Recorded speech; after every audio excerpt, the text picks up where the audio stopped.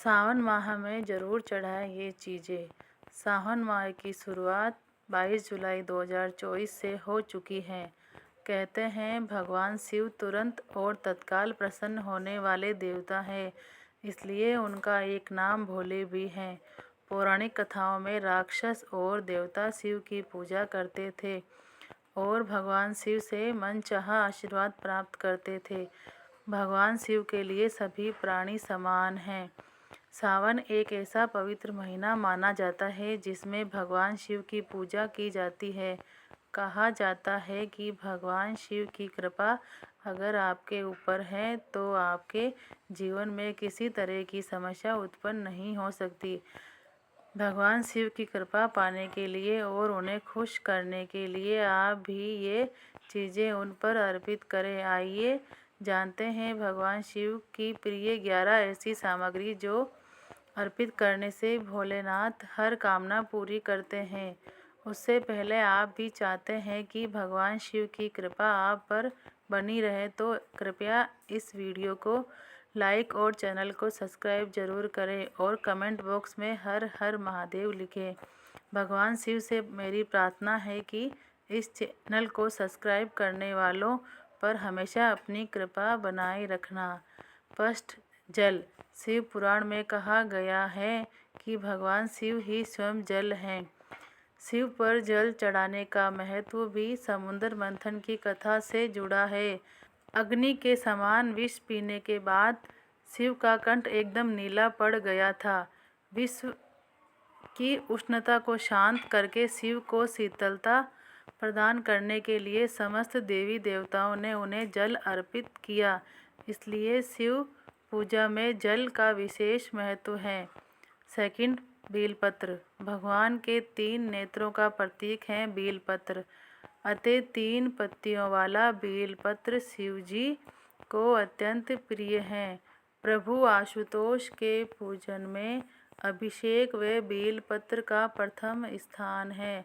आप सोच रहे होंगे कि यह प्रभु आशुतोष कौन हैं? भगवान अपने भक्तों की प्रार्थना से तुरंत प्रसन्न हो जाते हैं, इसलिए उन्हें आशुतोष कहा जाता है। ऋषियों ने कहा है कि बेलपत्र भोले भंडारी को चढ़ाना एवं 1 करोड़ कन्याओं के कन्यादान का फल एक समान है। भगवान के 3 नेत्रों का प्रतीक है बेलपत्र। थर्ड, आंकड़ा। आंकड़े का फूल 2 तरह का होता है, नीला और सफ़ेद रंग का। जिसमें भगवान शिव को सफ़ेद रंग का आक या मदार बहुत पसंद है। अक्सर शिव पूजन में सफ़ेद आक के फूल का उपयोग किया जाता है। इस फूल को विभिन्न स्थानों में अलग अलग नाम से जाना जाता है, जैसे अर्क, आंकड़ा, मदार और अकोआ।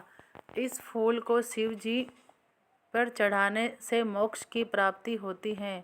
शास्त्रों के मुताबिक शिव पूजा में 1 आंकड़े का फूल चढ़ाना सोने के दान के बराबर फल देता है। 4, धतूरा। भगवान शिव को धतूरा भी अत्यंत प्रिय है। इसके पीछे पुराणों में जहाँ धार्मिक कारण बताया गया है वहीं इसका वैज्ञानिक आधार भी है। भगवान शिव को कैलाश पर्वत पर रहते हैं। यह अत्यंत ठंडा क्षेत्र है जहाँ ऐसे आहार और औषधि की जरूरत होती है जो शरीर को ऊष्मा प्रदान करे।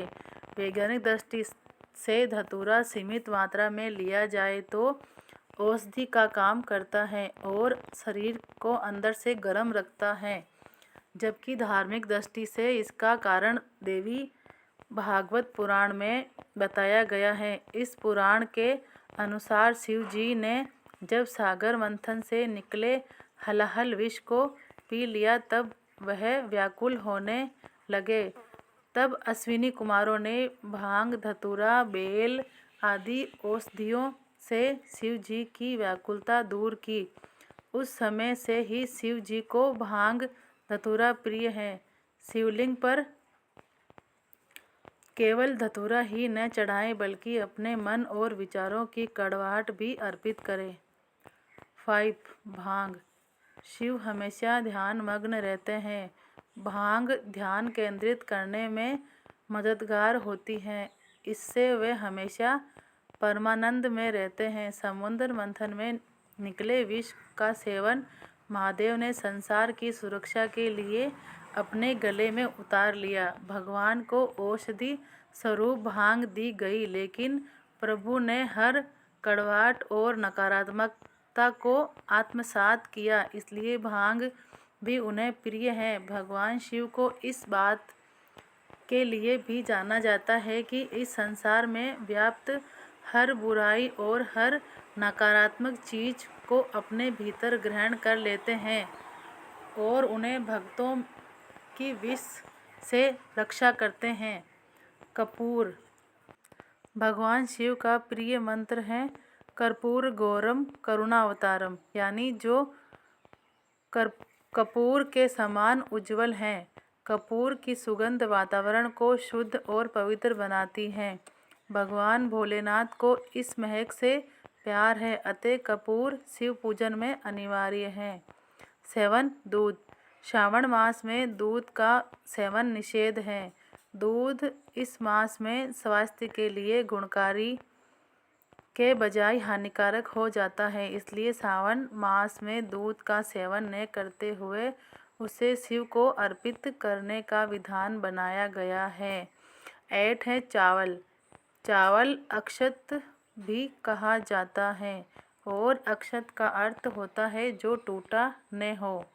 इसका रंग सफ़ेद होता है। पूजन में अक्षत का उपयोग अनिवार्य है। किसी भी पूजन के समय गुलाल, हल्दी, अबीर और कुमकुम अर्पित करने के बाद अक्षत चढ़ाए जाते हैं। अक्षत न हो तो शिव पूजा पूर्ण नहीं मानी जाती। यहाँ तक कि पूजा में आवश्यक कोई सामग्री अनुपलब्ध हो तो उसके अवज में भी चावल चढ़ाए जाते हैं। 9. चंदन। चंदन का संबंध शीतलता से है। भगवान शिव मस्तक पर चंदन का त्रिपुंड लगाते हैं। चंदन का प्रयोग अक्सर हवन में किया जाता है और इसकी खुशबू से वातावरण और खिल जाता है। यदि शिव जी को चंदन चढ़ाया जाए तो इससे समाज में मान सम्मान यश बढ़ता है। 10. भस्म। इसका अर्थ पवित्रता में छिपा है।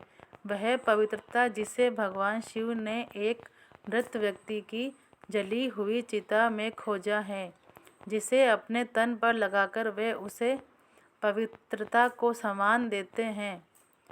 कहते हैं शरीर पर भस्म लगाकर भगवान शिव खुद को मृत आत्मा से जोड़ते हैं।